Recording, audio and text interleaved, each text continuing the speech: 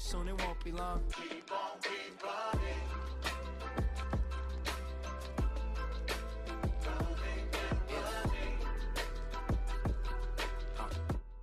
Hey guys, welcome to my YouTube channel.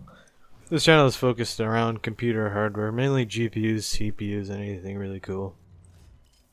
So to start off, I'm going to catch up on the GPU news.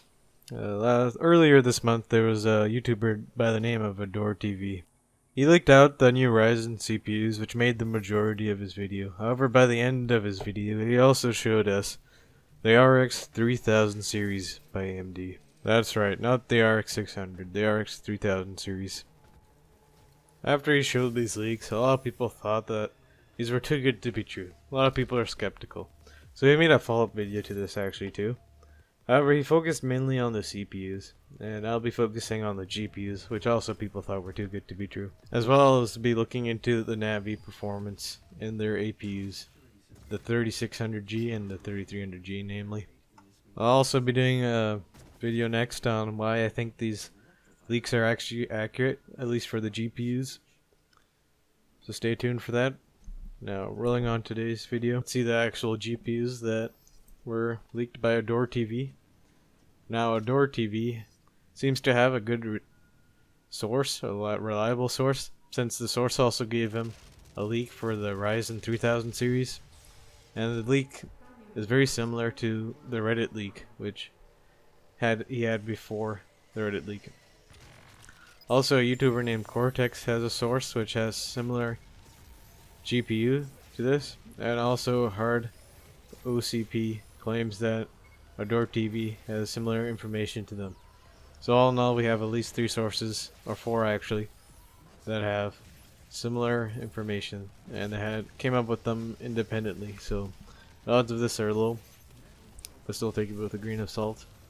Now, the first GPU we have is based on a Navi 12 die, a cut Navi 12 die that is. Now, it is believed to have 32 compute units. It costs $130, and it performs similarly to an RX 580, which is impressive. Now, next up, we have an RX 3070, which is believed to be using a full Navi 12 die with 40 compute units. It is performing similar to an Vega 56 for only $200, which is very impressive. Actually, all of the GPUs are pretty impressive. Now, the last GPU, Adore TV's leak, is an RX 3080, which uses a Navi 10 die. It is 15% faster than the Vega 64 for only $250. Not to mention it consumes roughly half the power of a Vega 64, which is quite impressive. Even though this seems pretty impossible, I'll show in my next video how this is all possible. Now, since we know that how powerful an RX 3060 is and how many compute units it has, we can also figure out how powerful the 3300G's GPU is, as well as the 3600G's GPU, because we also know their compute units. For the sake of this video, we're going to call the integrated GPU found in a 3300G as a Navi 15, and as a Navi 20 found in the 3600G. Navi 15 then is 46.9 of an RX 3060, because that's how many more compute units an RX 3060 has. Now Navi 20 is 62.5% of an RX 3060. Now we know how powerful an RX 3060 is because it's as powerful as an RX 580, so we can figure out easily how fast a Navi 20 and Navi 15 is based on sheer shader performance. Or in other words, the best possible scenario. Now, I'll get to the memory bandwidth in a second. First, let's look at how the GPUs would perform without any memory bandwidth constraints. Now, as you can see, I grabbed an RX 580 and simply multiplied the value that we got earlier. So, for example, for Navi 15, I just went 0.469 and multiplied it by what FPS the 580 was getting. And I did the same thing with Navi 20. I just went 0.625 and multiplied it by whatever FPS the RX 580 was getting for these compiled average FPSs. Now this is for 1080p high / ultra gaming for 6 games I grabbed randomly. So as you can see, if they were to perform just sheerly based on their shader performance, if we just threw memory bandwidth out of the window for a second, you can see that the 3300G with its Navi 20 GPU would be well ahead of the RX 560, probably online with the GTX 1050 Ti, or maybe even a bit above.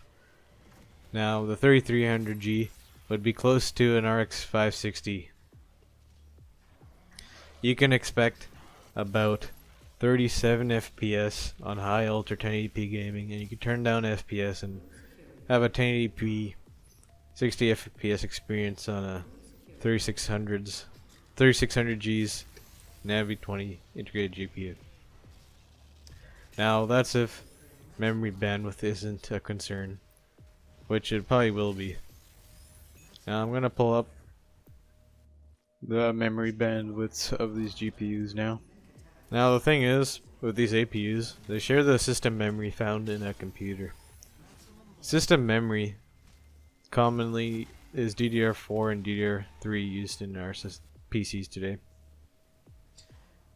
Now the GPUs, they use a GDDR standard created by JEDEC. Now GDDR5, for example, is made for raw output, or in other words, sheer memory bandwidth, and latency is less of concern. For system memory, however, it's the opposite. So the main concern is the memory latency, and then secondly, the bandwidth. So as a result, DDR4 dual channel, you can get realistically 50 to 60 gigabytes per second maximum of raw bandwidth. On GDDR5 though, and 6, you can get far greater memory bandwidth. So this will be the Achilles heel of this GPU, or should I say APU. The RX 560, as you can see, can get 112 gigabytes per second out of its 128 gigabyte GDDR5 memory interface. Now, even with that said, the Navi APUs, or sorry, the Ryzen APUs with Navi integrated GPUs will still be a huge step up from the current gen Ryzen APUs. You will still see a huge lift up. For example, the 3600G's Navi 20 would probably end up performing similar to a RX 560 or GTX 1050 non-TI, which would still be a very impressive APU, to say the least.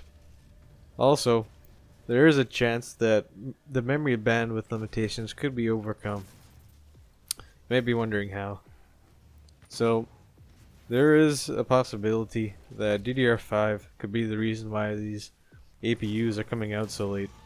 Adore TV and his leak believe this was either caused by them having to wait for more faulty Navi dies to create these APUs, or simply Navi was going to come out later than the rest of the Ryzen CPUs. Now, it could be that just that AMD is waiting for DDR5 to launch for these CPUs. DDR5 is expected to have double the memory bandwidth as to DDR4, so you could expect 100 to 120 gigabytes per second of memory bandwidth. Now that would put it in line with an RX 560, and couple that with some better memory compression, you can expect the same performance as what you'd expect without any memory limitations, so performance that we saw before. However, if this is not the case, and DDR4 is what you must use with these Ryzen APUs, then expect Navi 20 and Navi 15 to be heavily memory starved. For example, NVIDIA has a GDT 1030, and it comes in a GDDR5 and a DDR4 flavor. The DDR4 version is a lot worse than the GDDR5 version, and that's NVIDIA, the company that has better memory compression than AMD. So DDR4 and DDR5 will make a huge difference here. Now with this benchmark from Gamers Nexus, you can see how big an effect memory bandwidth has on these memory bandwidth constraint GPUs.